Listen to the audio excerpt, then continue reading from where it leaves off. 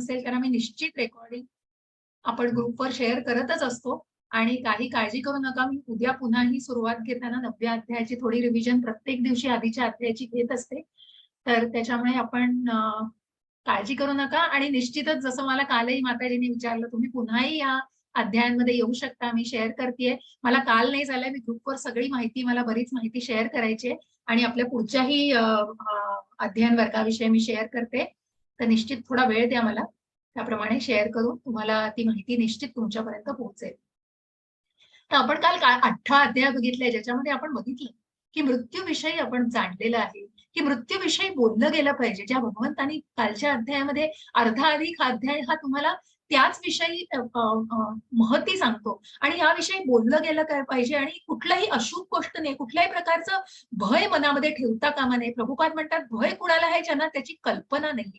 आणि म्हणूनच अशा या परमतत्वाला ज्यांनी जाणलेलं आहे ते निश्चितच जेव्हा या सुंदर अशा मनमोहक अशा भगवान रूपाला ज्यांनी जाणलंय आणि ज्या मनुष्य रूपापर्यंत जे पोहोचतात, जो संबंध प्रस्थापित करतात, त्यांना निश्चितच मग आयुष्यभर ज्या मुकुंद माला स्तोत्रामध्ये आपण बघितलं, मग आयुष्यभर स्मरण करणं हे किती गरजेचं आहे. कारण फक्त मरणाच्या शेवटी, फक्त त्या मृत्यूच्या दारात असताना मग भगवंतांचं स्मरण करता येईल का, हा प्रश्न पडलेला आहे कुलशेखर राजाला.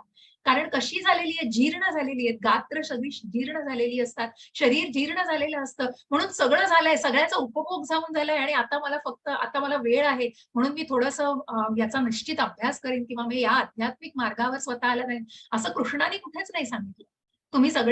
तुम्ही तुमच्या जबाबदाऱ्या या कायम पार पाडत राहा, परंतु त्याच गोष्टी तुम्ही त्या भावनेने करा, कृष्ण भावनेने, कृतज्ञतेने मनात ठेवून करा आणि त्या भगवंताला जाणण्याचा प्रयत्न करा, त्या तत्वाला जाणण्याचा प्रयत्न करा. जी आपण 7व्याही अध्यायात तत्व बघितलेली आहेत, काही आजच्याही अध्यायात बघणार आहोत, उद्या आपण विभूती बघणार आहोत 10व्या अध्यायामध्ये. असं भगवंतांनी प्रत्यक्ष स्वतःच्या विभूतींचं दर्शन घडवलेलं आहे की कुठे तुम्ही मला बघू शकाल. अशा या भगवंतांनी प्रत्यक्ष, जसं 11व्या अध्यायामध्ये प्रत्यक्ष अर्जुनानेच ते कबूल केले की मी अनेक ऋषींकडून ऐकलंय, पण इथे प्रत्यक्ष भगवंत आपल्या विभूतींचं मार्गदर्शन करतायत आणि विभूती कुठे अभिसूचक व्यक्ती आहेत, त्यांच्या अभिव्यक्ती आहेत सूचक, या सगळ्याचं सुंदर असं वर्णन केलेलं आहे. आणि म्हणून आपण जे बघितलं की ज्या भरत महाराजांनी जे पूर्ण हरिणमय जीवन झालेलं होतं त्यांचं, आणि मग सर्वात शेवटी मरणाच्या वेळेला सुद्धा त्या हरणाचाच कुठेतरी मनामध्ये विचार बसल्यामुळे त्या हरणाचा जन्मच प्राप्त होतो. आणि म्हणूनच मरणाच्या वेळी ज्या भावना मनामध्ये असतात त्या भावनाच मग पुढच्या जन्मात प्राप्त होतात आणि त्याच जन्माची पुढे प्राप्ती होते, मग त्याच स्वभावाची कुठेतरी प्राप्ती होते. आणि म्हणूनच भगवंत म्हणाले की मग त्यासाठी काय करायचं आणि कशा प्रकारे या भक्तीच्या मार्गावरती स्वतःला आणायचंय. मग आज आपण निश्चितच या भक्तीच्या मार्गाने जाणून घेणार आहोत. मग जशा प्रकारे की मग तुला आयुष्यभर स्मरण करायचंय, मग त्याच्या वेगवेगळ्या ज्या मी सेवा सांगितल्या त्या आपण थोड्याशा जाणणार आहोत. आणि जे भक्तीचे 9 टप्पे मी तुम्हाला सांगितले अत्यंत महत्वाचे आहेत आणि त्याच्यामध्ये निष्ठा ही कुठेतरी अत्यंत महत्वाची आणि हाच चेक पॉइंट आहे. आजच्याही 3ऱ्या-4थ्या श्लोकामध्ये आपण तेच जाणणार आहोत की कुठेतरी जसं काल माताजींनी विचारलं, स्वाती माताजींनी, की मग प्रगती का होत नाहीये, त्याचं उत्तर जाणून घ्या आज. निश्चितच आपल्याला त्या श्लोकातनं सुद्धा उत्तर मिळणार आहे. तर आपण पुढे जातोय या 9व्या अध्यायामध्ये. 9व्या अध्यायाला सुरुवात करूया. हरे कृष्ण माताजी. हरे कृष्ण माताजी. परस्पर भगवान म्हणाले, माझ्या प्रिय अर्जुना, तू माझा कधीही मत्सर करत नाहीस, म्हणून मी तुला हे परम गुप्त ज्ञान देईन, जे जाणून तू भौतिक अस्तित्वाच्या दुःखांपासून मुक्त होशील. हरे कृष्ण. हरे कृष्ण माताजी. म्हणून भगवंत सांगतायत आता ज्ञान तर सुरू केलंय हो. भगवंतांनी 2ऱ्या अध्यायापासून ज्ञानाचा उपदेश द्यायला सुरुवात केलेली आहे. आणि जिथे कुठे आपण गुह्य ज्ञान घेतलंय, गुह्यतम ज्ञान घेतलंय, जे गुह्य ज्ञान कुठलं घेतलं की आपण शरीर नाही, आपण आत्मा आहोत. गुह्यतम ज्ञान घेतलेलं आहे की आपण या परमात्म्याचे अंश आहोत. आणि त्याच्याही पुढे जाऊन आज भगवंत म्हणतायत की मी तुला राजगुह्य दे, जे ज्ञानाचा राजा आहे. आणि म्हणून भगवंत म्हणतात, हे माझ्या प्रिय अर्जुना, तू कधीही माझा मत्सर करत नाहीस. हे अत्यंत महत्वाचं वाक्य आहे आणि तेच आपल्याला आज कसं जाणून घ्यायचंय ते बघा. आणि म्हणून मी तुला हे परम गुप्त असं ज्ञान देतो. मग हे गुप्त ज्ञान, एरवी गुप्तता, भौतिक युगामधली गुप्तता काय हो, शेमफुल कुठेतरी लाजिरवाण्या गोष्टी असतात त्या सिक्रेट म्हणून. हे सिक्रेट सगळ्यांना भगवंतांनी उपदेशामृत केलेलं आहे आणि या गुप्त ज्ञानाचा खजिना भगवंतांनी सगळ्यांसाठी खुला केलेला आहे. आणि म्हणूनच जे भगवंताचा मत्सर करत नाहीत, म्हणून अर्जुनाला भगवंत म्हणाले की तू माझा कधीही मत्सर करत नाहीस. ज्या भगवंतांचा कोणी मत्सर, मग बघा की काम, क्रोध, लोभ, मोह या सगळ्या गोष्टी, मद, मत्सर या सगळ्या गोष्टी म्हणजे मोह माया. आणि ज्या मायेनी, मग ज्या काम वासनेने, जसं भगवंतांनी सांगितलं की कुठल्याही गोष्टीला, मग त्या गोष्टीला कुठेतरी तुम्ही परिवर्तित करू शकता. जसं भगवंतांनी सांगितलं की आर्त लोक, अर्थार्थी लोक आणि ज्ञानी, जिज्ञासू हे लोक जसे भगवंतांना शरण जाऊ शकतात आणि ते कुठल्याही कारणाने का होईना, परंतु भगवंतांच्या सेवेमध्ये आणि त्या भक्ती मार्गावरती स्वतःला लीन करतात. आणि म्हणून या प्रत्येक बघाल तुम्ही तर कुठेतरी काम, क्रोध या सर्व गोष्टींना परिवर्तित करता येतं. कसं?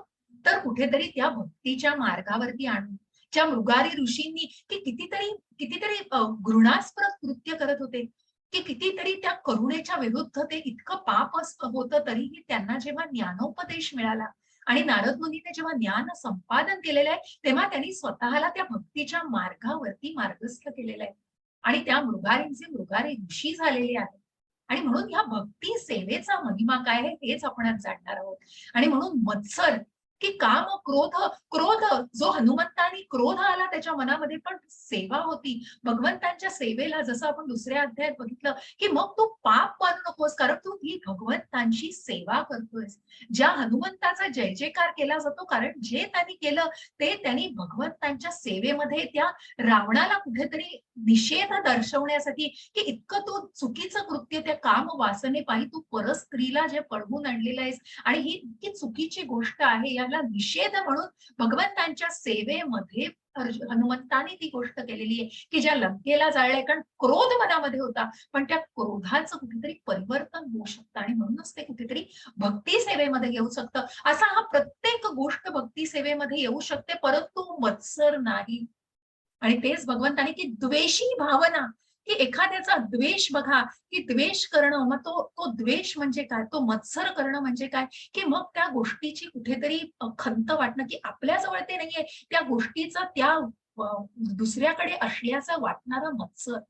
आणि तो अत्यंत वाईट आहे. म्हणून भगवंत म्हणताय की तो मुळापासून उपटून काढला पाहिजे. आणि जो अर्जुनामध्ये मुळातच नाहीये. आणि म्हणून तू माझा कधीही मत्सर करत नाहीस, म्हणून तुला मी हे ज्ञान घेईन, जे जाणून तू या भौतिक अस्तित्वाच्या दुःखांपासून निश्चितच मुक्त होशील. मग तुझे जन्म, मृत्यू, जरा, व्याधी या दुःखालयामध्ये आपण आहोत, भौतिक जगामधल्या. आणि म्हणूनच या सर्वातून, दुःखातून मुक्त म्हणजे कुठेतरी तू स्वतःला भक्तीच्या मार्गावरती आणून मग या बंधनातून मुक्त करण्यासाठी मार्गस्थ होऊ शकशील. आणि असं हे गुह्य ज्ञान, असं हे राजगुह्य, सगळ्या ज्ञानाचा राजा असलेलं हे ज्ञान भगवंत अर्जुनाला देतात. राजविद्या राजगुह्यम पवित्र मितमुत्तमम सॉरी प्रत्यक्षावगमम धर्म्यम सुखम कर्तुमव्ययम. हरे कृष्ण माताजी. हरे कृष्णा. सर्व गोपनीय ज्ञानात अत्यंत गोपनीय असे हे ज्ञान म्हणजे सर्व ज्ञानाचा राजा आहे. हे अत्यंत पवित्र ज्ञान आहे आणि ते अनुभवजन्य प्रत्यक्ष आत्मज्ञान देणारे असल्यामुळे ते धर्माची परिपूर्णता आहे. हे ज्ञान अविनाशी आणि आचरण करण्यास अत्यंत सुखकारक आहे. हरे कृष्ण. हरे कृष्ण. स्वाती माताजी, किरण प्रभूजी आले असतील तर हँड रेस करा, मी तुम्हाला निश्चित को-होस्ट करते. माताजी आले असतील तर बघा. नाही आले. ठीक आहे, नाही आले. हरकत नाही. ठीक आहे. असं हे गोपनीय ज्ञान. मग हे गोपनीय म्हणजे काय हो? तर गोपनीय म्हणजे कुठेतरी गुप्त ज्ञान, की अशा ज्ञानाने, मग ते ज्ञान इतकं पवित्र ज्ञान आहे आणि हे सर्व ज्ञानांचा राजा आहे. तो कुठेही तुझ्या मनात माझ्याविषयी मत्सर नाहीये. तुला हे ज्ञान देऊन तू निश्चितच या भौतिक दुःखांच्या कुठेतरी पलीकडे जाणार आहेस आणि निश्चितच पुन्हा या भौतिक जगामध्ये तुला जन्म घ्यावा लागणार नाही. आणि म्हणूनच या जन्म, मृत्यू, जरा, व्याधीच्या दुःखालयामधून निश्चितच तुझी मुक्तता होणार आहे. ते अनुभवजन्य प्रत्यक्ष आत्मज्ञान देणारे असल्यामुळे ते धर्माची परिपूर्णता आहे. हे ज्ञान अविनाशी आणि आचरण करण्यास अत्यंत सुखकारक आहे. मग काय आहे हे राजगुह्य ज्ञान? तर हे राजगुह्य ज्ञान भगवंत अर्जुनाला सांगतायत की भक्ती मार्गाचं हे ज्ञान आहे, की आपण भगवंतांचे एक शुद्ध भक्त आहोत. आणि जो अध्यात्म म्हणून ज्या 8व्या अध्यायामध्ये आपण बघितलं की मूळ स्वभाव हा मनुष्याचा अध्यात्म आहे. आणि म्हणूनच या ब्रह्म जे आहे, हा जीव जो आहे, त्याचा मूळ स्वभाव, त्या आत्म्याचा स्वभाव, हा जीवात्म्याचा स्वभाव हा अध्यात्म आहे. आणि म्हणूनच आज या भक्तीच्या मार्गावरती येण्याचं ज्ञान भगवंत देत आहेत. मग या भक्तीच्या मार्गावर येणं खूप सुंदर आहे हो. आणि अत्यंत सुखकारक आहे. कारण ते करायला खूप सोपं आहे आणि हे ज्ञान कधीही नाश पावणारं नाही. मग ज्या भक्तीच्या टप्प्यांवर आपण बघितलं आणि त्या टप्प्यांना तर आपण जाणणार आहोत, पण त्याच बरोबर आपण जाणणार आहोत मग या भक्तीच्या सेवा काय आहेत. आणि म्हणूनच या सेवा इतक्या सुलभ आहेत की मग त्या आचरण करण्यास अत्यंत सुखकारक आहेत. आणि म्हणूनच आपण जे श्लोक काल आपण ज्या 9 सेवा काल बघितल्या भक्तीच्या, नवविध भक्तीच्या सेवा, की कीर्तनम श्रवणम, श्रवणम कीर्तनम स्मरणम, अर्चनम वंदनम, पादपूजनम, साख्यम दास्यम, आत्मनिवेदन. मग बघा, श्रवणम कीर्तनम, मग या भक्तीच्या सेवा बघा की हे राजगुह्य ज्ञान जाणून घ्या की या भक्ती मार्गावरती येणं किती सुलभ आहे.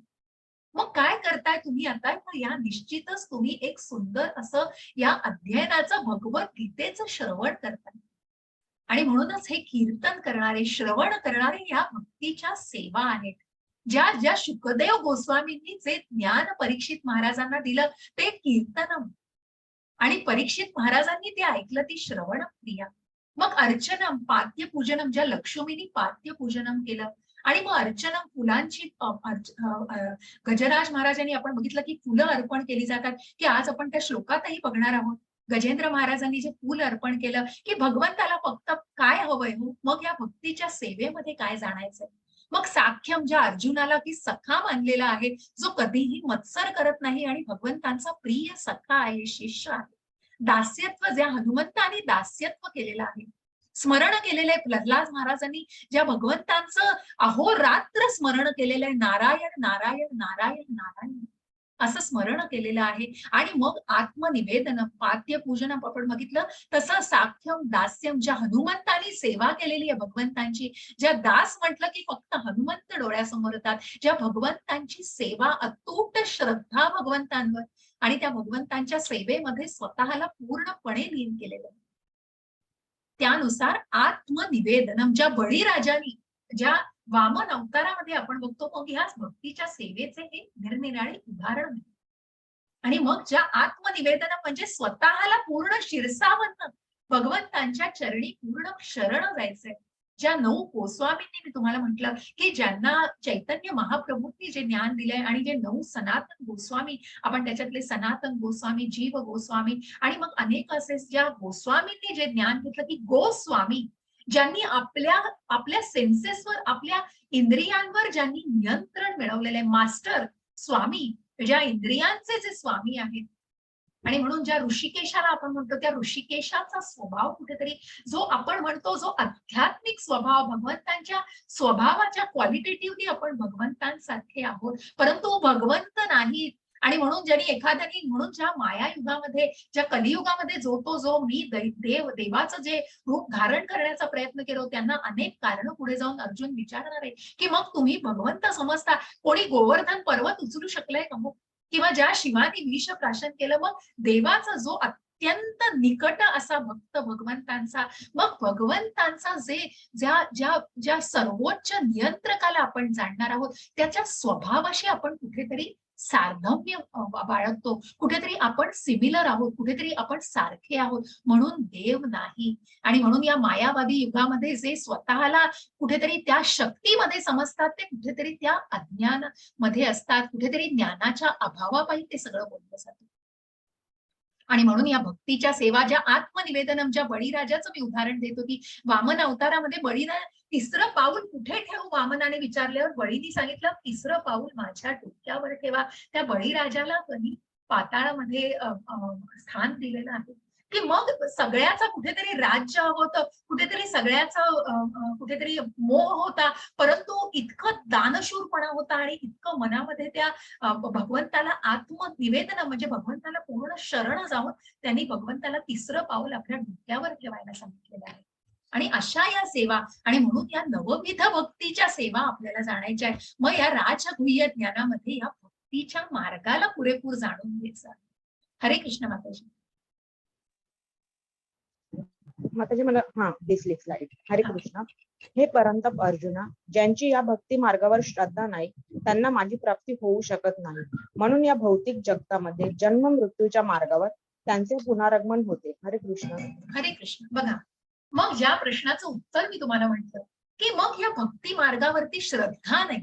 मग ह्या भक्तीचे 9 टप्पे, या भक्ती मार्गावर येण्याचे हे 9 टप्पे मी जे सांगितले की ज्याच्यामध्ये श्रद्धा निष्ठा हा पहिला सर्वात महत्वाचा टप्पा आहे. कारण मग श्रद्धाच नाहीये मनामध्ये, कुठेतरी संशय आहे मनामध्ये आणि मग तो संशय कुठेतरी पुढे जाऊ देत नाही. तो संशय मनामध्ये कुठेतरी मत्सरीपणा आणतो. तो संशय कुठेतरी मनामध्ये काय म्हणतो ना आपण, त्या मनाला कुठेतरी चुकीच्या मार्गावरती नेतो. आणि मग त्या संशयाला जर कुठे स्थान नाही, प्रश्नांना उत्तर आहेत. म्हणून मी तुम्हाला प्रत्येक वेळी मी आवर्जून म्हणते की मनात संशय असणं योग्य नाही. या मार्गावरती येताना निश्चित तुमच्या मनात प्रश्न आहेत. मग कृष्ण कोण आहे, कृष्णाला जाणतोय आपण, या परमोच्च ज्ञानाला आपण जाणतो, या सर्वोच्च नियंत्रकाला आपण जाणतो. मग याचं उत्तर काल मी दिलं की मग या आध्यात्मिक मार्गावरती प्रगती का होत नाहीये, कारण कुठेतरी मग चेक पॉइंट आहे. हा चेक पॉइंट कुठे आहे, तर इथेच की कुठेतरी गुरु साधू आणि शास्त्र, की कुठेतरी या ज्ञानाचा अभाव आहे, ज्या शास्त्रांचा ज्ञानाचा अभाव आहे. आणि म्हणूनच त्या मार्गावरती कुठेतरी ब्लॉकेज आहे, कुठेतरी अडचणी येत आहेत, कारण मनामध्ये अनेक गोष्टींचं काहोर माजलेलं आहे. आणि म्हणून त्यासाठी ही निष्ठा असणं गरजेचं आहे, ते ज्ञान घेणं गरजेचं आहे. आणि ती निष्ठा असली. माताजी म्यूट केलं नाहीये का आपण सगळ्यांना? आवाज येत आहेत काही, प्लीज बघा. हरे कृष्ण.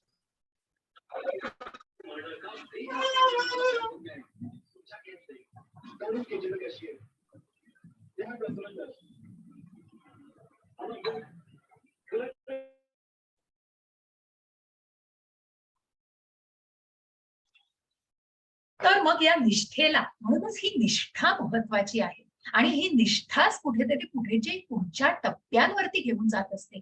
मग तो साधू संघ का आवश्यक आहे, आणि म्हणूनच ज्या आध्यात्मिक मार्गावरती प्रगती म्हणून ती प्राप्ती का होऊ शकत नाहीये, कारण कुठेतरी मग समविचारांचे म्हणून त्या भक्तांचा सहवास आणि सतत नामस्मरण, भगवंतांचं नामस्मरण. मग भगवंत म्हणत नाही देवस्थळी जाऊन तुम्ही देवळामध्ये बसा आणि नामस्मरण 10-10, 12-12 तास करा. नाही, तुम्ही अगदी दिवसभरामध्ये स्वतःच्या काही कर्म करत असताना, मग तुम्ही तुमचं काम करताय.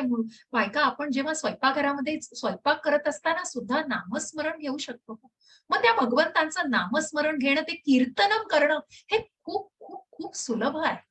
आणि मग ती निष्ठा महत्वाची आहे. म्हणून ती साधू संघ आणि ती भजन क्रिया या मार्गावरती पुढे जाऊन कुठेतरी ती अनर्थ निवृत्ती, मग त्या भौतिक जगामधून कुठेतरी अनर्थ निवृत्ती, कुठेतरी ती अनासक्ती येणं गरजेचं आहे. आणि मगच कुठेतरी भगवंतांविषयी आसक्ती, त्या नामस्मरणाची रुची तोंडामध्ये येणं, जिभेवरती नामस्मरणाची रुची येणं, आणि मग त्याचं पुढे रूपांतर एका भावामध्ये होणं, ज्या भक्ती भावामध्ये, आणि मग त्याचं रूपांतर प्रेम भक्तीमध्ये होणं.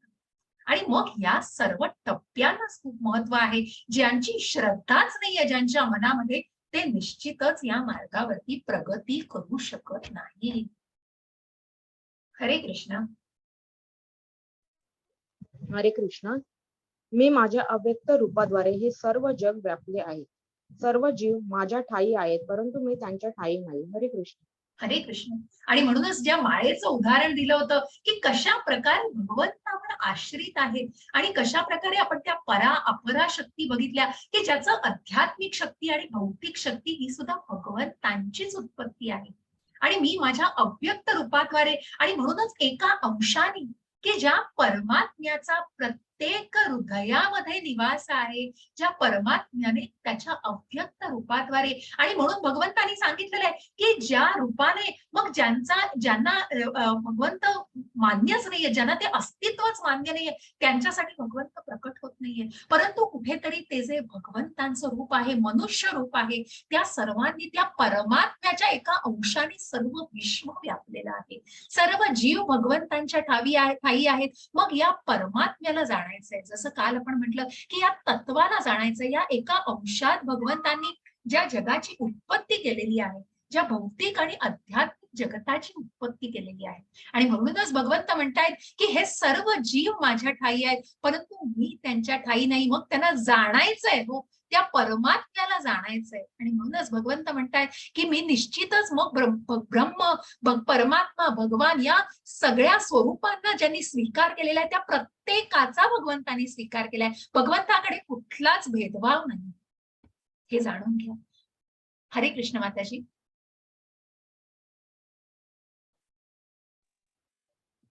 माताजी स्लाइड नाही दिसली. हो दिसली माताजी. दिसली? हरे कृष्ण. हो हो माता. हरे कृष्ण. तरी सर्व सृष्ट पदार्थ माझ्यामध्ये स्थित नाहीत. माझे हे योग ऐश्वर्य पहा, जरी सर्व जीवांचा पालन पोषण करता आणि सर्वव्यापी मी आहे, तरी सुद्धा मी या व्यक्त सृष्टीचा अंश नाही. मी स्वतःचा सर्व सृष्टींचा उगमस्थान आहे. जसा प्रबळ वारा सर्वत्र वाहतो, नेहमी आकाशात विसावतो, त्याच प्रकारे सर्व प्राणी माझ्यामध्ये विसावतात. हे जाणून घ्या. हरे कृष्ण. हरे कृष्ण. आणि म्हणूनच ज्या प्रकारे आपण बघितलं की ज्या प्रकारे भगवंत अलिप्त आहेत, मग ज्यांनी ही आध्यात्मिक ज्यांची ही शक्ती आहे, ज्यांची ही भौतिक शक्ती आहे, पण ही भौतिक शक्ती ही या मोह मायेच्या सगळ्या आच्छादनाखाली आहे, पण भगवंतांवर त्याचा कुठलाही प्रभाव नाहीये. आणि या सृष्टीला निर्मिती केलेली आहे, या सृष्टीला भगवंतांनी या जीवाला त्या भौतिक त्या जगतामध्ये घातलेला आहे, परंतु त्या जीवाला जाणायचंय, जीवाला त्या परमात्म्याला जाणायचंय अजून. आणि ज्या सगळ्याचे उगमस्थान भगवंत आहे, ज्याप्रमाणे प्रबळ वारा सर्वत्र वाहत असतो, त्याप्रमाणे त्या जे प्राणी मात्र भगवंतांवर विसावलेले आहेत आणि जे आश्रित आहेत, की ज्या माळेचं ज्या दोरा नसेल तर हे मणी सगळे विखुरलेले असतील. आणि म्हणून त्या तत्वाला आपण ज्या जाणलं की ज्या महाविष्णूच्या तत्वाला, आणि म्हणूनच जो परमात्म्याचा, मग त्या तत्वाला जाणून घ्या. ते महाविष्णूचं तत्व हे गर्भोदकशाही विष्णू आणि क्षीरोदकशाही विष्णू या रूपामध्ये या प्रकृतीमध्ये वावरते, की ज्या गर्भोदकशाही विष्णू पासून उत्पत्ती झालेली आहे. आणि मग या प्रत्येक जीवामध्ये क्षीरोदकशाही विष्णू आहेत, म्हणजेच परमात्मा आहे. क्षीरोदकशाही विष्णू म्हणजेच परमात्मा आहे, जो प्रत्येक जीवामध्ये स्थित आहे. आणि म्हणूनच या प्रत्येक जीव हा भगवंतांवर विसावलेले आहेत. त्या माळेप्रमाणे ते भगवंतांवर आश्रित आहेत, परंतु भगवंतांवर याचा कुठलाही प्रभाव नाही. हरे कृष्ण. हरे कृष्ण. संपूर्ण भौतिक सृष्टी माझ्या अधीन आहे. माझ्या इच्छेनेच ती पुन्हा पुन्हा व्यक्त होते आणि माझ्या इच्छेने शेवटी तिचा प्रलय होतो. हे धनंजया, ही सर्व कर्मे मला बद्ध करू शकत नाही. तटस्थाप्रमाणे मी या सर्व भौतिक कर्मांपासून अनासक्त असतो. हरे कृष्ण. हरे कृष्ण. मग ज्या इच्छेने, मग बऱ्याच वेळेला प्रभुपाद उदाहरण देताना म्हणतात, आता एखादी जेल आहे बरं का, त्या जेलमध्ये त्या सगळे कैदी आहेत त्या जेलमध्ये, आणि तिथे एक राजा, म्हणजे त्या ठिकाणचा राजा भेट द्यायला येतो, की त्या कैद्यांचं सगळं बघायला येतो, तिथलं सगळं काय जे काही कार्यकलाप आणि जे काही सगळं तिथली व्यवस्था चालू आहे ती बघायला येतो. परंतु त्या कैद्यांच्या मनामध्ये काय असतं, अरे हा पण आपल्यासारखाच कैदी आहे का, हा पण आपल्यासारखाच कैदी इथे राहणार आहे, कारण त्यांची भावना ती असते. परंतु हे माहित नसतं की तो त्याच्या इच्छेने तिथे आलेला आहे आणि ते इन्स्पेक्शन करायला, ती व्यवस्था बघायला आलेला आहे. त्याचप्रमाणे भगवंत या इच्छेने, भगवंत जे अजन्म आहेत ते परत परत मग त्यांच्या इच्छेने, ज्यांना ज्या भक्तांचा सहवास भगवंतांना हवा असतो, आणि म्हणूनच या भौतिक सृष्टी ही भगवंतांच्या अधीन आहे, आणि पुन्हा पुन्हा ही भौतिक शक्ती ही भगवंतांच्या इच्छेनेच व्यक्त होते आणि तिचा प्रलय ही इच्छेने होतो. मग जी ब्रह्मांड भगवंतांच्या श्वासात निर्माण झालेली आहे, अशा या परम तत्वाला कुठेतरी जाणायचंय, या परमात्म्याचा अंश जे आहोत. आणि म्हणूनच सर्व कर्म भगवंतांना कुठलीच कर्म बद्ध करू शकत नाही. ज्याप्रमाणे या मोह मायेमध्ये आपण अडकलेलो आहोत आणि म्हणून हे सत्व, रज आणि तम गुण आहेत किंवा ह्या ज्या मोह मायेमध्ये काम, क्रोध, लोभ या सगळ्या भौतिक जगताला हे या जीवाला बांधलेलं आहे, या मोह मायेमध्ये बांधला गेलेला आहे. पण ही योग माया दिसत नाहीये कोणाला, जी भगवंतांची आहे आणि ती भगवंतांचं हे तत्व स्मरण करायला लावते. परंतु कुठेतरी ही मोह माया भगवंतांचा विसर पाडायला लावते आणि म्हणून ज्या ज्या भौतिक सृष्टीची निर्मिती भगवंतांनी केलेली आहे त्याच्यावर त्यांचा कुठल्याही प्रकारचा त्या सृष्टीचा त्यांच्यावरती प्रभाव नाही. ते त्याच्यापासून अलिप्त आहे. ज्या आपण कमळाच्या पानाचं उदाहरण घेतलं की ज्याप्रमाणे एक सात्विक व्यक्ती, एक शुद्ध भक्त त्या पापी कर्मांचा ज्याच्यावर प्रभाव पडू शकत नाही, त्याचप्रमाणे भगवंत स्वतःच्या इच्छेने भक्तांना भेटायला येत आहे. मग बरेच मायावादी लोकांना आपण ऐकतो की जे मग म्हणतात की मग भगवंत एक शक्ती आहे आणि ती फक्त पृथ्वी तलावर मनुष्य रूपात येतात आणि पुन्हा जेव्हा ते जातात तेव्हा पुन्हा ती एक शक्तीच असते. कारण कुठेतरी त्या ज्ञानाचा अभाव आहे, कुठेतरी त्या भगवंतांच्या तत्वाला जाणलेलं नाहीये आणि म्हणूनच या मायावादी भगवंत प्रभुपाद त्यांना मायावादी म्हणतात आणि त्या जे जे फक्त दाखवण्यासाठी, जे आपण पुढच्या श्लोकामध्ये आता बघणार आहोत, मय्याध्यक्षेण प्रकृतीः सूयते सचराचरम् हेतुनानेन कौन्तेय जगद्वी परिवर्तते. हरे कृष्ण. हरे कृष्णा. हे कौंतेया, माझ्या अनेक शक्तींपैकी एक असणारी ही भौतिक प्रकृती माझ्या अध्यक्षतेखाली कार्य करीत सर्व चराचर प्राण्यांची निर्मिती करते. तिच्या नियंत्रणाखाली त्या सृष्टीची वारंवार उत्पत्ती आणि संहार होतो. हरे कृष्ण. हरे कृष्ण. आणि तेच भगवंतांनी की ही एक शक्ती, या अनेक शक्तींपैकी भौतिक शक्ती जी भगवंतांच्या इच्छेने, जी भगवंतांच्या अध्यक्षतेखाली नियंत्रित आहे आणि म्हणूनच त्यांच्या इच्छेनेच त्याचा प्रलय होतोय आणि ती प्रलय पुन्हा त्याची उत्पत्ती होती आहे. हे जसं आपण काल ब्रह्मतत्व, माताजी मी तुम्हाला पाठवणार आहे, त्याचा मला थोडा वेळ द्या, पण मी निश्चित ब्रह्माविषयी सुद्धा आपल्याला ते पूर्ण कॅल्क्युलेशन मी पाठवायचं राहिलंय माझं, ते मी नक्की ग्रुपवर माताजी. शेअर करेन. येस. आणि म्हणूनच त्या नियंत्रणाखाली, भगवंतांच्या नियंत्रणाखाली, अध्यक्षतेखाली, की ज्या सर्व तत्वांचं, कारणांचं परम कारण जे भगवंत आहेत त्यांच्या देखरेखीखाली ह्या भौतिक सृष्टी, ही मोह मायेचं सुद्धा निर्मिती भगवंतांनीच केलेली आहे. मग यांना कोण जाणत नाही, जे आपण कालही बघितलं की जे मूर्ख, नराधम आणि जे असुर लोक आहेत, जे राक्षसी वृत्तीचे लोक आहेत, ते भगवंतांना नाही जाणू शकत. अवजानन्ति मां मूढा मानुषीं तनुमाश्रितं परं भावमजानन्तो मम भूतमहेश्वरम्. हरे कृष्ण. हरे कृष्णा. जेव्हा मी मानव सदृश्य रूपामध्ये अवतीर्ण होतो तेव्हा मूर्ख लोक माझा उपहास करतात. अस्तित्वातील सर्व वस्तूंचा परम अधीश्वर म्हणून माझे दिव्य स्वरूप जाणत नाही. हरे कृष्ण. माताजी, स्वाती माताजी पण आल्या, त्यांना पण. आल्या. हरे कृष्ण. हरे कृष्ण. माताजी हँड रेज करा, स्वाती माताजी. हा आले. ओ येस, थँक्यू. किरण प्रभूजी आले आहेत का? किरण प्रभूजी नाही आले. ठीक आहे, हरकत नाही. हरे कृष्ण स्वाती माताजी.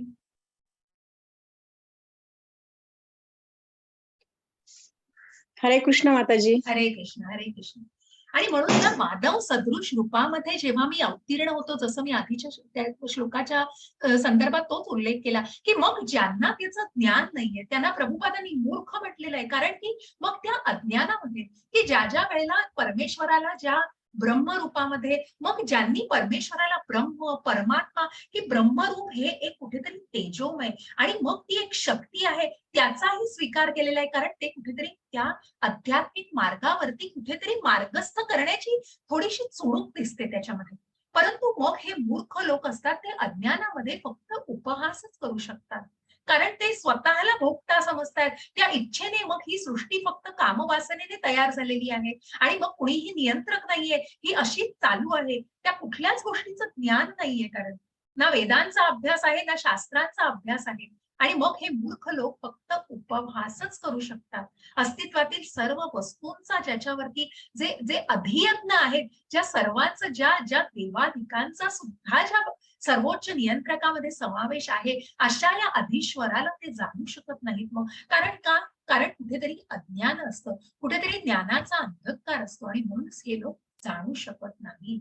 मोघाशा मोघ कर्माणो मोघ ज्ञाना विचेतसहा राक्षसी मासुरीं चैव प्रकृतीं मोहिनीं श्रिताः. हरे कृष्ण. हरे हरे कृष्ण. जे अशा प्रकारे गोंधळलेले आहेत ते राक्षसी आणि नास्तिक विचारांनी आकर्षित होतात. त्या भ्रमित अवस्थेत त्यांच्या मुक्तीच्या आशा, त्यांचे फलदायी क्रियाकलाप आणि त्यांची ज्ञान संस्कृती या सर्वांचा पराभव झाला आहे. हरे कृष्ण माताजी. हरे कृष्ण. मग जे गोंधळलेले आहेत राक्षसी नास्तिक, कारण मग काय आहे? कारण त्याचं आपल्याला जाणतो आपण सत्व रज तम, आणि मग ह्या भौतिक प्रकृतीच्या जे मायेच्या आच्छादनाखाली आहे, कुठेही ज्ञानाचं विषय ज्ञान नाहीच घ्यायचंय. आणि त्या मी म्हणेन तीच पूर्व दिशा, मी वाचलंय ते माझं ज्ञान आहे. आणि मग अशा प्रकारेचे गोंधळलेले आहेत राक्षसी आणि नास्तिक विचारांकडे त्यांचा कुठेतरी कल असतो. मग कुठेतरी जर त्यांना साधू संग नाही लाभला, कुठेही त्यांना जर त्या भजन क्रिया आणि त्या भक्तीच्या टप्प्यावरती जर त्या आध्यात्मिक मार्गाला त्यांना मार्गस्थ करायचं नसेल, तर मग कुठेतरी ते तामसिक गोष्टीकडेच आकर्षित होतात. आपण 14व्या अध्यायात याचं अजून छान विश्लेषण बघणार आहोत की कशा प्रकारे मग चढाओढ असते, कुठेतरी सत्व रज आणि तम गुणांमध्ये चढाओढ असते, की मग तो गुण कशा प्रकारे मनुष्यावरती प्रभाव करू शकतो. आणि म्हणूनच त्यांचे फलदायी क्रियाकलाप ज्या सकाम कर्मामध्ये ते अडकलेले आहेत, मग कुठेतरी मुक्तीच्या आशा आणि त्यांची ज्ञान संस्कृती या सगळ्याचा कुठेतरी, पण ते सकाम कर्म जरी पुण्य कर्म करण्याचा जरी प्रयत्न केला तरी ते कुठेतरी निष्काम कर्माकडे वळू शकतं. पण या मुक्तीच्या आशा आणि या लोकांचं जे राक्षसी आणि आसुरी वृत्तीच्या गोष्टीकडे त्यांचा कल झालेला आहे, जे वळलेले आहेत, त्यांना निश्चितच या गोष्टी ते जाणू शकत नाहीत. त्यांचा निश्चितच या गोष्टींच्या बाबतीत, या ज्ञान संस्कृतीच्या बाबतीत पराभव झालेला असतो. आणि म्हणूनच आपण म्हणतो की या प्रकारचे लोक भगवंतांना शरण जाऊ शकत नाहीत, कारण कुठेतरी मग त्या तामसिक वृत्तीकडे त्यांचा कल वाढलेला असतो. आणि मग तो कल इतका वाढतो की मग कुठेतरी तीच वृत्ती प्रभाव करत असते आणि त्याच गोष्टीचा विजय होतो त्यांच्या मनावरती. आणि मग पुन्हा तीच आकृती आठवा की ज्या बुद्धीला आणि मनाला नियंत्रित करणं कसं गरजेचं आहे, आणि म्हणूनच त्या मनाला कशा प्रकारे ट्रेन करायचंय, मनाला मार्गदर्शक करणारी तत्व या आध्यात्मिक मार्गावरती जाणून घ्यायचा प्रयत्न करायचा. आणि हा सुंदर असा भक्तीचा मार्ग तेच सांगतो आहे. आणि म्हणूनच प्रभुपाद म्हणतायत मग की मग कोण हे जाणू शकतो, कोण महात्मा, जसं आपण बघितलं की एक दुर्लभ महात्माच हे जाणू शकतो. आणि त्याच महात्म्याविषयी आणि त्याच जीवात्म्यांविषयी आपल्याला जाणायचं. महात्मानस्तु मां पार्थ दैवीं प्रकृतिमाश्रिताः भजन्त्यनन्यमनसो ज्ञात्वा तादिमुक्त्ययम्. हरे कृष्ण जी. हरे कृष्णा. हे पार्थ, मोहित न झालेले महात्मे जन दैवी प्रकृतीच्या आश्रयाखाली असतात. ते भक्तीमध्ये पूर्णपणे युक्त झालेले असतात, कारण ते मला सृष्टीचे आदी कारण आणि अविनाशी पुरुषोत्तम श्री भगवान म्हणून जाणतात. हरे कृष्ण. हरे कृष्ण. जसं आपण प्रल्हाद महाराजांचं स्मरण व इतके हे थोर की ज्या आसुरी जगामध्ये जरी त्यांनी प्रवेश जन्म घेतलेला असला तरीही रात्रंदिवस भगवंतांच्या नामस्मरणामध्ये आणि ज्या त्यांच्या सवंगड्यांना सुद्धा त्यांनी त्याचंच ज्ञान दिलं. इतकं हे प्रल्हाद महाराजांचं वेगळंच उदाहरण, जे स्थिताधीर मुनी आणि ज्यांनी स्वतःला त्या स्मरणामध्ये अगदी ओतप्रोतपणे पूर्णपणे गुंतवलेलं होतं आणि पूर्णपणे विलीन झालेले होते त्या भक्तीमध्ये. आणि म्हणून असे महात्मेजन की हे जे दैवी प्रकृतीच्या आश्रयाखाली असतात, ते भक्तीमध्ये पूर्णपणे, मग ज्या नवविध भक्तीच्या सेवा सांगितल्या त्यापैकी कुठलीही सेवा की जे श्रवणम करतायत, कीर्तनम करतायत, स्मरणम करतायत, अर्चनम करतायत, ज्यांचं साख्यम दास्यम, तो फक्त आपण पुढे जाऊन बघणार आहोत. मग काय करणं आवश्यक आहे की भक्तीचा मार्ग खूप कठीण नाहीये. आणि म्हणून या भक्तीमध्ये पूर्णपणे युक्त झालेले असे जे महात्मे असतात, ते निश्चितच या आदी कारणाला, या अविनाशी पुरुषोत्तम भगवानाला ते जाणू शकतात, या तत्वाला ते जाणू शकतात, कारण कुठेतरी ते ज्ञान घेतलेलं आहे. जसं मी म्हटलं की मग हे ज्ञान, कुठलं ज्ञान आपण या अध्यायामध्ये जाणतो आहोत की कुणाचाही मत्सर करू नका. आणि मग मनामध्ये ती भावना, कुठेतरी ती ज्ञान उत्पन्न करण्याची, स्वतःला त्या भक्तीमध्ये लीन करण्याची भावना मनामध्ये असते, म्हणजेच ती श्रद्धा मनामध्ये पाहिजे. मत्सर नको मनामध्ये, मनामध्ये श्रद्धा पाहिजे. तीच व्यक्ती मग स्वतःला भक्ती मार्गावरती लीन करू शकते आणि मग तेच भगवंतांना जाणू शकतात. असे हे ईश्वरपुरीचे माधवेंद्रपुरींची ही सुंदर कथा आहे. तर ते यमुनेच्या काठी बसलेले असताना ते नामस्मरण करत असतात आणि यमुनेच्या काठी ते स्मरण करत असताना तिथे ते एक बालक येतो आणि तो बालक ते प्रदक्षिणा घालून झालेली असते आणि ते स्वतःचे मंत्र या विधी सर्व आटोपून ते नामस्मरण करत असतात आणि ते करत असताना तिथे एक बालक येतो आणि त्या बालकाच्या हातामध्ये एक कमंडलू असतो. तो कमंडलू घेऊन तो माधवेंद्र पुरींना म्हणतो की माधव, हे तुम्हाला दूध दिलंय, माझ्या मातेने तुमच्यासाठी हे दूध दिलंय, हे तुम्ही ग्रहण करा, कारण तुम्ही उपवास केलेला आहे असं कळलं. तर ते म्हणतात, माझं मी उपवास केला असं कसं कळलंय? कारण मातेने सांगितलं की कोणीही आपल्या म्हणजे कोणी उपाशी राहता कामा नये. आणि मग काही कारणाने त्यांनी काहीच अन्न ग्रहण केलेलं नसतं, कारण ज्या नामस्मरणामध्ये त्यांनी इतकं स्वतःला लीन केलेलं असतं की ज्यांना अन्न पाण्याची सुद्धा कुठली तमा नसते आणि कुठलंही भान नसतं त्यांना. आणि म्हणून प्रत्यक्ष मग त्या बालकाने ते दूध आणून दिलेलं आहे, जे दूध नक्कीच माधवेंद्र पुरी त्यांच्याकडून घेतात. आणि मग तो बालक म्हणतो, हा कमंडलू मी घ्यायला नंतर परत येईन, हे फेकून देऊ नका हं, कारण माझी आई मला ओरडेल नाही. आणि म्हणून मग तो कमंडलू तिथे ठेवून जातात ते पात्र आणि माधवेंद्र पुरी ते दूध ग्रहण करतात आणि थोड्या वेळाने ते तिथे ठेवलेलं असतं. त्या बालकाची ते वाट बघत असतात. वाट बघताना त्यांचं एक रात्र होते आणि मग ते निद्रा अवस्थेत जातात. निद्रा अवस्थेत गेल्यानंतर त्यांच्या स्वप्नामध्ये तो बालक येतो आणि मग तो बालक म्हणतो, मी प्रत्यक्ष त्या बालकाचं नाव त्यांनी मग ह्या सुंदर अशा कथेला तुम्हाला सांगतो ना, त्या याचं पण जे देऊळ बांधतात त्याचंच नाव त्यांना आहे.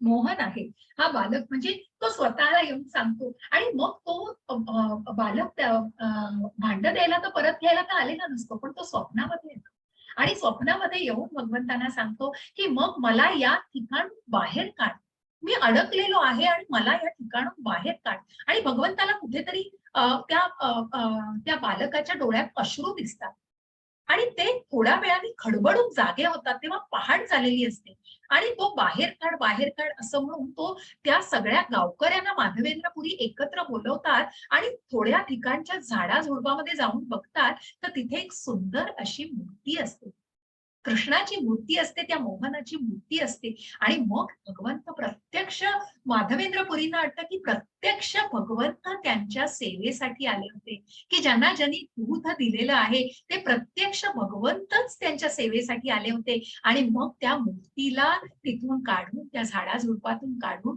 त्याचं सुंदर प्रकारे प्राणप्रतिष्ठा केली जाते आणि तेच नाथ मंदिर आहे. आणि तेच मंदिर म्हणजे नाथद्वार, जे श्रीनाथजी आहे, जे श्रीनाथजींचं नाथद्वाराला मंदिर आहे. आणि हे माधवेंद्रपुरींना मिळालेले जे भेटलेली आणि ती मूर्ती आहे त्याची तिथे देऊळ बांधलेलं आहे. असं हे सुंदर पूर्णपणे भक्तीत लीन झालेले असे महात्मे आहेत की ज्यांना तन मन धनाने फक्त भगवंतांचं स्वरूप दिसतंय आणि मग ज्यांना अन्न पाण्याची सुद्धा तमा नाही.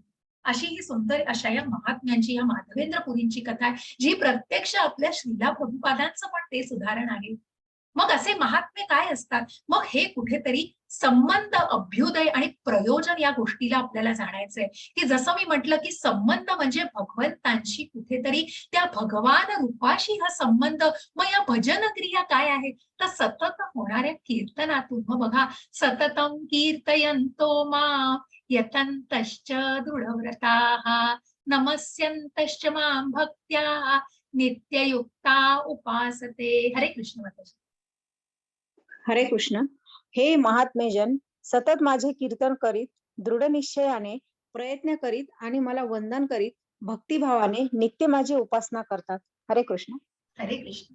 मग ज्या भजन क्रियेला आपल्याला जाणायचे जे महात्मे, मग जे श्रीला प्रभुपादांनी कृष्ण भावनेच्या प्रसारासाठी केलं, की अनेकांना या कीर्तनाचा मग हा हात वर करून जो नाच भगवंतांना प्रभुपादांनी सर्व भक्तांना शिकवला, की मग त्या कीर्तनामध्ये जे संकीर्तन केलं जातं आणि इतकं स्वतःला रममाण, मग ते तिथलं वातावरण इतकं निर्मळ आणि प्रफुल्लित होतं, की प्रत्येक जण त्या नामस्मरणामध्ये लीन झालेला असतो. आणि म्हणून हे महात्मेजन हे सतत माझे कीर्तन करीत दृढ निश्चयाने प्रयत्न करीत मला वंदन करीत असतात आणि भक्तिभावाने माझी उपासना करतात. पिताहमस्य जगतो माता धाता पितामहः वेद्यं पवित्रम ओंकारं रुक्सान यजुरे रुक्साम यजुरेवच. हरे कृष्ण. हरे कृष्ण. मी या जगताचा पिता, माता, आधार आणि पितामह आहे. मी ज्ञेय, शुद्धीकर्ता आणि ओंकार आहे. तसेच ऋग्वेद, सामवेद आणि यजुर्वेदही मीच आहे. हरे कृष्ण. हरे कृष्ण. आणि म्हणूनच या जगताचा पिता, ज्यांनी हे बीज, जे मी म्हटलं की जे ब्रह्मा हे दुसरे निर्माता आहेत, परंतु प्रत्यक्ष भगवंत हे निर्माता आहेत आणि तेच माता, पिता, आधार, पितामह. आणि म्हणूनच जे आधार देणारे, जे ज्ञेय, जे ज्ञानाचं ध्येय, या परमात्म्याला जाणण्याचं जे ध्येय आहे, ते ज्ञानाचं ध्येय आहे. आणि या शुद्धीकर्त्याला आणि ज्या ओंकाराचं रूप हे भगवंत आहे. तसेच ऋग्वेद, सामवेद, यजुर्वेदही भगवंत आहेत. ज्या वेदांचा अंत म्हणजे भगवंत, ज्या वेदांना जाणलं पण कृष्णाला जाणलं नाही, तर काय वेदांचा अभ्यास केला? ते वेद म्हणजे प्रत्यक्ष भगवंत आहे. आणि म्हणूनच ऋग्वेद, यजुर्वेद, सामवेद म्हणजेच मी आहे असे भगवंत सांगतात. मीच ध्येय, पोषण करता प्रभू, साक्षी, निवास, आश्रयस्थान आणि अत्यंत जीवलग मित्र आहे. उत्पत्ती, प्रलय, सर्वांचा आधार, विश्रामस्थान आणि अविनाशी बीजही मीच आहे. हरे कृष्ण माताजी. खालचं वाचा. हॅलो, हरे कृष्ण. हरे कृष्ण माताजी. हरे कृष्ण माताजी. हा, 9.18 वाचायचं ना? हा, वाचा वाचा, दोन्ही वाचा, चालेल. मीच ध्येय पोषण करता प्रभू, साक्षी, निवास, आश्रयस्थान आणि अत्यंत जीवलग मित्र आहे. उत्पत्ती आणि प्रलय, सर्वांचा आधार, विश्रामस्थान आणि अविनाशी बीजही मीच आहे. 9.19 हे अर्जुना, मी उष्णता देतो आणि मीच पाऊस थांबवितो आणि पाडवितोही मी. अमृतत्व आहे आणि मूर्तिमंत मृत्यूही मीच आहे. सच्चेतन आणि असत जड पदार्थ दोन्ही माझ्यामध्ये स्थित आहेत. हरे कृष्ण. हरे कृष्ण. आणि म्हणूनच या जे आपण आधीच्याही श्लोकांमध्ये ज्याचा उल्लेख झालेला आहे, की प्रत्यक्ष मग ज्या शांती सूत्रामध्ये, की प्रत्यक्ष सर्वोच्च नियंत्रक भगवंत आहेत, प्रत्यक्ष भगवंत प्रिय सखा आहेत, ज्या अर्जुनाचा प्रिय सखा आहेत, असे भगवंत हे सर्वांचे जीवलग मित्र आहेत आणि जे सच्चित आनंद आहेत. आणि म्हणूनच जे आनंदमय हे त्यांचं जे भगवान रूप आहे, हे शाश्वत ज्ञानाने परिपूर्ण आणि आनंद असं रूप आहे. आणि या भगवंतांपासूनच जी उष्णता, मग ज्या प्रत्येक विभूतीनं आपण या उद्याच्या अध्यायात अजून विश्लेषण म्हणून जाणणार आहोत, की मग ही उष्णता आणि ह्या अभिसूचक व्यक्ती ज्या आहेत, भगवंत जिथे आहेत, या भगवंतांच्या सूचक अभिव्यक्ती आपल्याला सखोल प्रमाणे उद्या अजून जाणणार आहोत, की कुठल्या विभूती आहेत. आणि म्हणूनच भगवंतांचंच नियंत्रण आहे ज्याच्यावरती, या जड प्रकृतीवरती म्हणजे सत प्रकृतीवरही असत, शाश्वत आणि अशाश्वत या दोन्हीही प्रकृतींवरती भगवंतांचंच नियंत्रण आहे. हरे कृष्ण माताजी. हरे कृष्ण. वेदाध्ययन करणारे आणि सोमरसाचे पान करणारे स्वर्गलोकाची प्राप्ती करीत अप्रत्यक्षपणे माझेच पूजन करतात. असे पाप कर्मापासून शुद्ध झालेले लोक इंद्राच्या पुण्य लोकामध्ये जन्म घेतात आणि त्या ठिकाणी ते देवांप्रमाणे दिव्य भोग उपभोगतात. 9.21 याप्रमाणे स्वर्ग लोकातील अमर्याद विषय सुखांचा भोग घेऊन पुण्यकर्मशील झाल्यावर ते पुन्हा या मृत्यू लोकात परत येतात. अशा रीतीने वेदोक्त धर्मांचे म्हणजे सिद्धांताचे पालन करून जे इंद्रियोपभोग प्राप्त करतात त्यांना पुन्हा पुन्हा केवळ जन्म मृत्यूच्या चक्रात पडावे लागते. हरे कृष्ण. हरे कृष्ण. जसं आपण म्हटलं, की मग जे जे पुण्य कर्म करतायत, आपण कालच्याही अध्यायात बघितलं, की मग हे पुण्य कर्म करणारे, की मी हे दान केलंय, मी एवढे सगळ्या गोष्टी केल्यात, मी पुण्य कर्म केली आहेत. ज्या 7व्या अध्यायामध्ये बघितलं, की मग अयशस्वी अशी लोक सुद्धा असतात, की जी लोक ज्यांना चांगल्या कुटुंबामध्ये नंतर जन्म मिळतो, मग ते पुण्यकर्म आपलं पूर्ण करू शकत नाही. कुठेतरी ती सिद्धी अयशस्वी होतात. कुठेतरी ते वैराग्य अपूर्ण असतं, परंतु ते नंतर पूर्ण करतात. त्याचप्रमाणे भगवंतांनी इथे सांगितले, की मग जे पुण्यकर्म करतायत त्यांना निश्चितच पृथ्वीच्या वरच्या लोकांवर प्रवेश मिळतो आणि निश्चितच जसं अर्जुनाला भगवंतांनी सांगितलं, की तू युद्ध केलास तरी तुला तू जिंकलास तरी तुला पृथ्वीलोक मिळणार आहे आणि तुझा मृत्यू झाला आणि तू जर धारातीर्थी पडलास युद्ध करताना तरी तुला स्वर्गलोकाची प्राप्ती होईल, कारण कुठेतरी तू चांगल्या कर्माने ते केलंस. आणि परंतु परंतु या पुण्य लोकामध्ये प्राप्ती झाली तरी हे पुण्य लोकातलं पुण्य कर्म जेव्हा क्षीण होतं आणि त्याचं माप भरतं तेव्हा पुन्हा या भौतिक जगामध्येच परतून यावं लागतं आणि म्हणूनच पुन्हा जन्म या भौतिक जगामध्येच मिळतो. मग जो काही ज्या विविध योनींमधून जाऊन मनुष्य जन्म मिळतो आणि मग या 84 योनीमधनं जन्म घ्यायला लागतो, म्हणजे पुन्हा या जन्म मृत्यू जरा व्याधी या भौतिक जगात प्रवेश करायला लागतो. परंतु जे जे भगवत धामाची प्राप्ती करतात, मग जे महात्मे ज्यांनी या परमात्म्याला जाणलेलं आहे, हा आत्मा जो परमात्म्याचा अंश आहे, ते ह्या भौतिक प्रकृतीत कुठेतरी मग ही सायकल म्हणून खाली जाऊन पुन्हा वर जाते, पण पुण्य कर्म झाल्यानंतर पुन्हा ती त्या भौतिक जगतात परत येते आणि पुन्हा ते सायकल तसंच चालू राहतं. म्हणून याला कुठेतरी ही बोधप्रद अशी आकृती दाखवलेली आहे. अन्यन्याश्चिन्तयन्तो मां ये जनाः पर्युपासते तेषां नित्याभियुक्तानां योगक्षेमं वहाम्यहम्. हरे कृष्ण. हरे कृष्ण. पण जे माझी भक्तिभावाने पूजा करतात, माझ्या दिव्य स्वरूपाचे चिंतन करतात, त्यांच्याकडे जे उणे आहे ते मी त्यांच्याकडे नेतो आणि त्यांच्याकडे जे आहे ते जपतो. हरे कृष्ण. हरे कृष्ण. बघा, म्हणजे भगवंत ज्या ज्या LICच्या याच्यात आपण म्हणतो योगक्षेमम वहाम्यम, मग जे या भक्तिभावाने ही इन्व्हेस्टमेंट आहे, मग ह्या भक्तीची इन्व्हेस्टमेंट बघा, की भगवंत म्हणतायत की कुठेतरी या भक्तीचं मी रक्षण करणार आहे. जे काही उणं आहे तुमच्याकडे ते निश्चित जे तुम्हाला योग्य आहे, जे तुमच्यासाठी योग्य आहे ते निश्चितच मी जपेन. आणि म्हणूनच ज्या पुण्यकर्माला बघा, की जे पुण्यकर्म जरी क्षीण ज्या ज्या जन्मामध्ये ते पुण्यकर्म तितकं पूर्ण जर 40% झालं तर पुढच्या जन्मामध्ये निश्चित ते 41व्या टक्क्यापासून सुरू करता येतं, कारण कुठेतरी ते प्रिझर्व झालंय, कुठेतरी ते जपलं गेलेलं आहे, कुठेतरी ते कुठेतरी सत्कर्म केलेलं आहे. आणि म्हणूनच भगवंत म्हणतायत की जे दिव्य रूपाचं चिंतन करतात आणि या आध्यात्मिक मार्गावरती मार्गस्थ होण्याचा प्रयत्न करतात, त्यांच्याकडे जे उणं आहे ते मी निश्चित त्यांच्याकडे नेतो आणि त्यांच्याकडे जे आहे ते सुद्धा जपतो. आणि म्हणूनच बघा, जिंदगी के साथ भी आणि जिंदगी के बाद भी जसं LIC मध्ये आहे, की मग का ते योगक्षेमम वहाम्य, की कुठेतरी ज्या आहे ते जपल्याची ती एक कुठेतरी जे तुमच्याकडे आहे ते सर्व भगवंत त्याचं रक्षण करतायत आणि भक्त भगवंतांसाठी विशेष आहेत, ज्याचं निश्चितच भगवंत रक्षण करतायत, त्यांच्या भक्तीची काळजी घेतायत. आणि म्हणूनच या भक्ती मार्गाने जे पूजा करतायत, जे ह्या दिव्य रूपाचं चिंतन करतायत, त्यांची भगवंत निश्चितच काळजी घेतायत. येऽप्यन्य देवता भक्ता यजन्ते श्रद्धयान्विताः तेऽपि मामेव कौन्तेय यजन्त्य विधिपूर्वकम्. हरे कृष्ण. हरे कृष्ण. हे कौंतेय, जे लोक इतर देवतांचे भक्त आहेत आणि जे त्यांचे श्रद्धेने पूजन करतात ते वस्तुतः माझे पूजन करतात, परंतु त्यांची ती आराधना चुकीच्या मार्गाने केलेली असते. हरे कृष्ण. हरे कृष्ण. जसं देवी देवतांच्या आराधनेबद्दल मी कालही सांगितलं, की मग ती दृढ श्रद्धा असणं आवश्यक आहे, ते ज्ञान योग्य मार्गाने असणं आवश्यक आहे. मग फक्त मला हे मिळावं त्या सकाम त्या पुण्य फलासाठी त्या गोष्टींची कुठेतरी भक्ती केली जाते, त्या देवी देवतांच्या पूजा केल्या जातात, तर ते किती चुकीचं आहे. कारण त्या फक्त त्या त्या तेवढ्या पुण्य फलासाठी ते करणं नाही, कारण तिथे कुठेतरी कृष्ण नाहीये, तिथे कुठेतरी ती भावना मिसिंग आहे.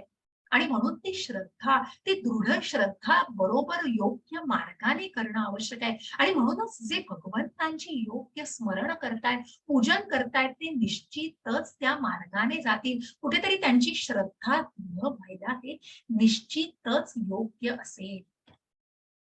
यान्ति देवव्रता देवान् पितृयान्ति पितृव्रताः भूतानि यान्ति भूतेजा यान्ति मद्याजिनोऽपि माम्. हरे कृष्ण. हरे कृष्ण. जे देवतांची पूजा करतात ते देवतांमध्ये जन्म घेतील जे भूत आणि आत्मा यांची पूजा करतात ते अशा प्राण्यांमध्ये जन्म घेतील. ते पूर्वजांची पूजा करतात. ते पूर्वजांकडे जातात आणि ते माझी उपासना करतात. ते माझ्या बरोबर राहतील. हरे कृष्ण. हरे कृष्ण.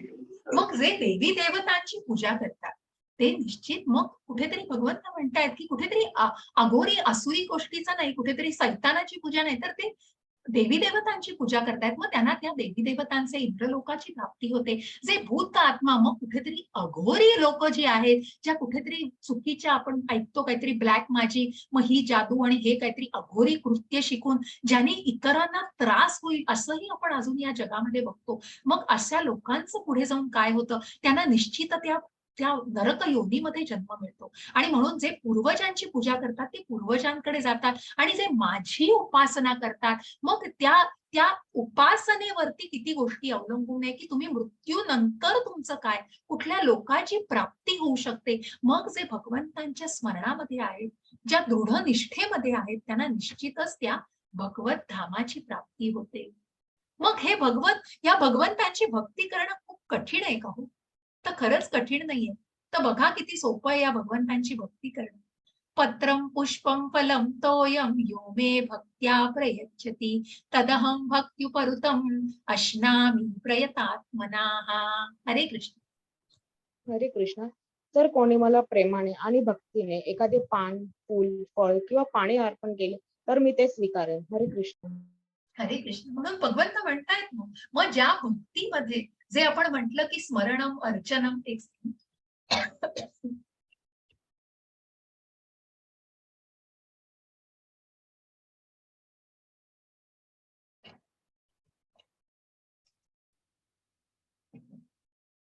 अशा या भक्तीच्या नवविध सेवा ज्या आपण बघितल्या त्याच्यामध्ये जे काही अर्पण करशील ते मनापासून श्रद्धेने करणं महत्वाचं आहे. आणि म्हणूनच कोणी मला भक्तीने आणि प्रेमाने एखादं पान, एखादं फळ, एखादं फूल आणि पाणी जरी अर्पण केलं तरी ते मी निश्चितच स्वीकारेन. त्या भक्ताने ते अर्पण केलेलं आहे. मग तो भक्त गरीब असो, श्रीमंत असो, मग असे 56 भोग इस्कॉन मध्ये जे दिलं जातं, जे नैवेद्य दाखवले जातात ते निश्चितच योग्य मार्गाने की किती सुंदर सात्विकता असते त्या अन्नामध्ये. आणि त्या नैवेद्याचं जेव्हा ग्रहण केलं जातं तेव्हा किती तो शुद्ध आहार असतो. त्याचबरोबर भगवंत म्हणतात की जे पत्र, ते तुळशीचं पत्र भगवंतांना प्रिय आहे. मग एखादी फळ, पान, हे सुद्धा फूल सुद्धा अर्पण केलं आणि पाणी अर्पण केलं तरीही ते मला निश्चितच मान्य आहे. जसा भाव तसा देव. आणि म्हणून असा भावाग्राही जनार्दन ही खूप सुंदर कथा आहे. भगवंताला महाभारताच्या काळामध्ये भगवंताला दुर्योधनाने बोलवलं तेव्हा भगवंत गेले नव्हते, कारण कपटीपणा माहिती होता दुर्योधनाचा. मग ते विदुराच्या घरी ते आमंत्रण स्वीकारून जातात आणि विदुर घरामध्ये नसतात त्यावेळेला. ज्यावेळेला भगवंत विदुराकडे जातात, विदुराच्या पत्नी असतात.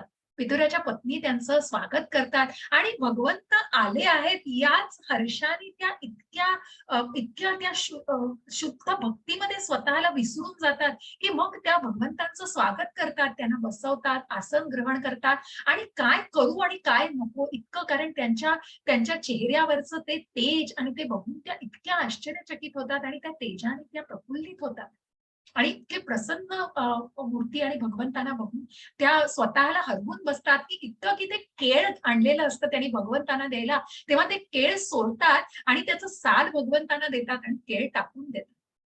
पण भगवंत ते सालही अर्पण केलेलं भगवंत ग्रहण करतात, कारण ते एका भक्ताने दिलंय, ते प्रेम दिलेलं आहे, तो भाव दिलेला आहे आणि म्हणूनच तो भक्तीचा भाव भगवंत, म्हणून त्याला भावग्राही जनार्दन म्हटलेलं आहे की त्या भावाला महत्व आहे. आणि जे काही प्रेमाने, मनापासून, श्रद्धेने, निष्ठेने, म्हणून आपण म्हणतो की म्हणूनच जे काही मनापासून अर्पण केलेलं आहे त्याचा भगवंत निश्चितच स्वीकार करतात. यत्करोषि यदश्नासि यच्जुहोषि ददासि यत्तपस्यसि कौन्तेय तत्कुरुष्व मदर्पणम्. हरे कृष्ण. हरे कृष्ण. हे कुंती पुत्र, तू जे काही करतोस, जे काही खातोस, जे काही अर्पण करतोस आणि दान करतोस, तसेच तू जे काही तपस्या करतोस ते सर्व मला अर्पण म्हणून करावे. हरे कृष्ण. हरे कृष्ण. आणि म्हणूनच ज्या युद्धाला भगवंत म्हणाले की तू जे कर्म करतोयस ते मला अर्पण कर, म्हणून मग जो नैवेद्य दाखवला जातो की म्हणूनच ज्या ज्या भावनेने तू मला जे काही अर्पण करशील ते निश्चितच त्या भावनेने मला तू अर्पण कर. त्या भावाने त्या भगवंताला अर्पण करण्याच्या भावनेने मग जे कर्म करतो आहेस ते भगवंताला स्मरून कर. जे दान करतो आहेस, मग आपल्याला या 12व्या अध्यायापर्यंत जायचंय, ज्या भक्तीच्या टप्प्यापर्यंत आपल्याला निश्चितच या गोष्टी अजून विश्लेषित प्रकारे जाणून घ्यायच्या आहेत की या दान तपस्या म्हणजे काय आहे भक्तीमध्ये, हे आपण अजूनही विश्लेषित स्वरूपात जाणून घेणार आहोत. सम्मोहम सर्वभूतेषु न मे द्वेषोऽस्ति न प्रियः ये भजन्ति तु मां भक्त्या मयि ते तेषु चाप्यहम्. हरे कृष्ण. हरे कृष्णा. मी कोणाचा द्वेष करीत नाही, तसेच कोणाशी पक्षपातही करीत नाही. सर्वजण मला सारखेच आहेत, परंतु जो कोणी भक्तिभावाने माझी सेवा करतो तो माझा मित्र आहे. माझ्या ठायी स्थित आहे आणि मी सुद्धा त्याचा मित्र आहे. हरे कृष्ण. हरे कृष्ण. किती सुंदर सुदामा आणि भगवंतांची मैत्री आहे. आणि ज्या सुदामाने कायम भगवंतांचं स्मरण केलं की ज्या बरोबर त्या भगवंतांनीही कधीही त्याला विस्मरण झालं नाही भगवंतांना सुदाम्याचं, की ज्याची पाद पूजन केलं भगवंतांनी, इतकं सुंदर स्वागत केलं ज्या सुदाम्याचं भगवंतांनी. कारण भगवंत कोणाचाही द्वेष करत नाही, पक्षपातही नाही भगवंतांकडे, कुठलाच भेदभाव नाहीये, सर्वजण सारखे आहेत. जो भक्तिभावाने भगवंतांची सेवा करतो आणि म्हणूनच तो भक्त भगवंतांना विशेष असतो, तो भक्त भगवंतांचा प्रिय सखा असतो आणि तो भक्ताला सुद्धा भगवंत तितकेच प्रिय असतात आणि ते तितकेच साख्यत्व दाखवतात भगवंतांबरोबर. आणि म्हणूनच ज्या भक्ती सेवेमध्ये हे एक प्रकारचं साख्यत्वाबद्दल उल्लेखित केलेलं आहे. अपिचेत सुदुराचारो भजन्ते मामनन्यभा साधुरेव समन्तव्यः सम्यक् व्यवसितो हि सः. हरे कृष्ण. हरे कृष्ण. जरी एखाद्याने अत्यंत घृणास्पद कृत्य केली तरी तो भक्ती सेवेत गुंतला असेल तर तो योग्य स्थितीत असल्यामुळे त्याला संत मानले पाहिजे. हरे कृष्ण. हरे कृष्ण. ज्या मृगारी ऋषींबद्दल मी सांगितलं, मग हे जगाई मदाईची पण कथा आहे की जी आपल्याला पुढच्याही काही याच्यामध्ये उल्लेखित होणार आहे की जिथे चैतन्य महाप्रभूंनी त्यांना अपराधाला क्षमा केलेली होती. कारण कुठेतरी मग जरी ते त्या भक्ती सेवेमध्ये सर स्वतःला त्यांनी कुठेतरी गुंतवलं आणि कुठेतरी ते शरण आले, भगवंताला शरण आले. जसं मृगारी ऋषींनी त्या प्राणी मात्रांना मारण्याचं सोडून दिलं, नंतर ज्या वाल्यानी ते प्राणी तो वाटमारी करणं सोडून दिलं, अशा प्रकारे ती कृत्य केली असली तरी ज्यांनी स्वतःला भक्ती सेवेत गुंतवलं आहे तर ते योग्य स्थितीत असल्यावर त्यांना निश्चितच, म्हणूनच त्यांना मृगारी ऋषी, वाल्मिकी ऋषी आणि म्हणूनच ते संतत्व प्राप्त होतं. तो एक महर्षीपणा प्राप्त केला जातो कारण त्यांनी स्वतःला त्या भक्ती सेवेमध्ये वाहून घेतलेला आहे. क्षिप्रम भवति धर्मात्मा शश्वशांती निगच्छति कौंतेय प्रतिजानीहि न मे भक्तः प्रणश्यति. हरे कृष्ण. कृष्ण. तो त्वरित नीतिमान बनतो आणि शाश्वत शांती प्राप्त करतो. हे कुंतीपुत्र, माझ्या भक्ताचा कधीही नाश होत नाही. निर्भयी हो आणि ही घोषणा कर. हरे कृष्ण. हरे कृष्ण. असं हे ज्ञान देऊन बघा की या भक्तीच्या मार्गावरती आल्यावरती भगवंत म्हणतायत की माझा प्रिय भक्त हा माझा सखा आहे आणि म्हणूनच असा या भक्ताचं कधीही मी रक्षण करतो, त्याचा कधीही नाश होत नाही. ज्या प्रल्हाद महाराजांचं इथे सुंदर असं चित्र आहे, ज्या हिरण्यकश्यपूंना या नरसिंहाच्या अवतारामध्ये भगवंतांनी ज्याला मारलं होतं आणि ज्याचा वध केला होता, अशा या प्रल्हाद महाराजांच्या भक्तीचं भगवंतांनी रक्षण केलंय. कुठलाही प्रूफ द्यायचा नव्हता, कारण हिरण्यकश्यपूला दाखवण्यासाठी त्या खांबातून नाही तर त्या भक्ताचं रक्षण करण्यासाठी भगवंत त्या खांबातून प्रकट झालेले आहेत, नरसिंह अवतारामध्ये प्रकट झालेले आहेत. आणि म्हणूनच जे नीतिमान आहेत, जे भक्त आहेत, जे नामस्मरणाने प्रल्हाद महाराज इतके त्या स्मरणामध्ये दृढ होते की भगवंत आहेत, माझं रक्षण करणार आहेत, अशा भक्ताचा भगवंत कधीही नाश होऊ देत नाहीत. आणि अशी म्हणूनच तू दृढ हो आणि अदृढ होऊन ती घोषणा कर. म्हणून तू एक माझा प्रिय सखा, प्रिय भक्त आहेस आणि म्हणून तुझ्या कधीही नाश होणार नाही तुझ्या भक्तीचा. आणि म्हणूनच अर्जुनालाही ती ग्वाही दिली जाते भगवंतांकडून. आणि म्हणून तू युद्धाची घोषणा करून तू युद्धाला सामोरा जा. माहि पार्थ व्यपाश्रित्य येऽपि स्युः पापयोनयः स्त्रियो वैश्यास्तथा शूद्रास् तेऽपि यान्ति परां गतिम्. हरे कृष्ण. हरे कृष्ण. हे पृथाच्या पुत्रा, जे माझा आश्रय घेतात, जरी ते निम्र जन्माचे असले तरी स्त्रिया, वैश्य, व्यापारी तसे क्षुद्र कामगारा सर्वोच्च स्थानापर्यंत पोहोचू शकतात. हरे कृष्ण. हरे कृष्ण. मग भगवंताकडे जसा आपण बघितलं, कुठलाच भेदभाव नाही. कुठल्याही स्त्री पुरुष कोणीही असू दे आणि कुठल्याही प्रकारचे असू दे, मग तो ब्राह्मण क्षत्रिय शूद्र वैश्य कोणीही असू दे, परंतु तो भगवंतांचा भक्त आहे एवढं एकच विशेषण वास आहे त्याच्यासाठी. आणि म्हणून जे आपण बघितलं की पुढे जाऊन बऱ्याच वेगवेगळ्या ज्या हरिदास ठाकूरांची गोष्ट मी तुम्हाला सांगितली की कुठल्याही भक्ताने इव्हन चैतन्य महाप्रभूंच्या काळामध्ये सुद्धा अनेक वेगवेगळ्या अशा कथा आहेत की ज्याच्यामध्ये कुठेही भेदभाव केलेला नाही. मग त्या भक्तांना समान वागणूक दिली जाते. अशा या भगवंतांच्या भक्तीमध्ये कुठलाही भेदभाव नाहीये. मग तो ब्राह्मण आणि उच्च जातीचाच पाहिजे, ज्यांना वेदांचं ज्ञान आहे तेच फक्त भगवंतांच्या जवळ आहे, तसं नाही. भगवंतांना सर्वजण प्रिय आहेत. ती भक्ती आणि ती भक्तीची सेवा हीच महत्वाची विशेषण आहे आणि तीच महत्वाचं कुठेतरी काय म्हणतो ना त्याला एक खूप उत्तम पातळी आहे आणि त्या भक्ती सेवेमध्ये गुंतणं इतकंच भगवंत सांगतायत आणि जी इतकी सुलभ आहे आणि सुंदर आहे. आणि म्हणून भगवंत म्हणतायत मन्मना भव मद्भक्तो मत्याजी नमस्कुरु मामे वैश्यसि युक्तैव मात्मानं मत्परायणः. हरे कृष्ण. हरे कृष्ण. हरे हरे कृष्ण. कृष्ण. आपले मन आपले मन. अच्छा नाही हरकत नाही. माताजी कोणी वाचा. वाचताय का? हा, ठीक आहे. आपले हरे मन कृष्ण. आपले मन वाचा. माताजी ठीक आहे. आपले मन सदैव माझे चिंतन करण्यामध्ये युक्त कर. माझा भक्त हो, मला नमस्कार कर आणि माझे पूजन कर. माझ्यामध्ये पूर्णपणे रममाण झाल्याने तू निश्चितच मला प्राप्त होशील. हरे कृष्ण. हरे कृष्ण. खूप आनंद आहे. दोघी तुम्ही एवढ्या सुंदर सेवा करताय, त्याच्यामुळे काही हरकत नाही. थोडंफार असं होतं पण खूप सुंदर. अगदी प्रत्येक जण तुम्ही अनुवाद करून खूप सुंदर अशी ही सेवा करता आहात. त्यामुळे धन्यवाद संजना माताजी, धन्यवाद स्वाती माताजी. धन्यवाद माताजी. धन्यवाद. आणि म्हणूनच या भगवंतांच्या सेवेमध्ये बघा की भगवंत म्हणतायत की ही भक्तीची सेवा आणि हेच राजगुह्य ज्ञान दिलेलं आहे की तू सदैव माझं चिंतन करण्यामध्ये युक्त कर. तुझं मन जे आहे, मग ह्या मनाला कुठेतरी जे मार्गदर्शन करायचंय, तू भक्ताच्या म्हणजे स्वतःला जेव्हा या आध्यात्मिक मार्गावरती पुढे न्यायचंय तेव्हा त्या भक्तीच्या सेवेमध्ये स्वतःला गुंतवलं पाहिजे. आणि म्हणून मग मला नमस्कार कर की 2 हात 3रं मस्तक हो, की मग भगवंतांच्या चरणी मस्तक टेकून नमस्कार कर की माझं पूजन कर. मग जी खूप खूप कठीण गोष्ट नाहीये की ज्या भगवंताला पत्रम पुष्पम फलम तोयम काहीही मान्य आहे. खूप मग ज्या या भौतिक युगामध्ये की आम्ही इतकं मोठं हे केले, इतके यज्ञ होऊन, इतकं पैसा देऊन, भगवंताला दुसरं काही नको. जे कराल ते मनापासून करा. भगवंत सगळं करून घेतात. जे उत्सव केले जातात जे मनापासून करणं हे जास्त आवश्यक आहे. मग त्याच्यात किती पैसा खर्च केला आणि किती आपण काय काय केले यापेक्षा तो भाव महत्वाचा असतो. आणि म्हणून माझ्यामध्ये पूर्णपणे रममाण झाल्याने तू निश्चितच मला प्राप्त होशील. त्या भगवंतांच्या स्वभावाची निश्चितच प्राप्ती होते. मग हे जाणून घ्यायचंय. हा खूप सुंदर असे श्लोक आहेत. हे दोन्ही स्मरण करता आले तर निश्चितच करा. अशा या सुंदर अशा अवीट भक्ती योगाला आपण आज जाणलेलं आहे, ज्या राजगुह्य ज्ञानाला आपण जाणलेलं आहे, ज्या या भक्तीच्या अवीट गोडीचे हे मार्ग आहेत. उद्याच्या अध्यायात आपण विभूती, मग विश्वरूप दर्शन आणि मग भक्तीचा हा सुंदर असा अध्याय कुठेतरी 12व्या अध्यायाने खूप सुंदर ज्याच्यामध्ये भक्तीचे मार्ग दिलेले आहेत ते जाणणार आहोत.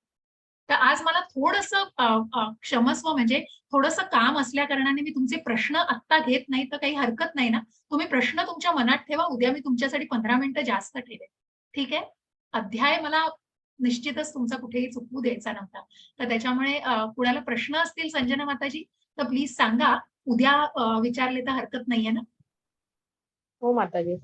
ठीक आहे. तर मी प्रार्थना म्हणते आणि आपण आजचा अध्याय आजच्या दिवस इथे थांबूया. मी रेकॉर्डिंग थांबवते.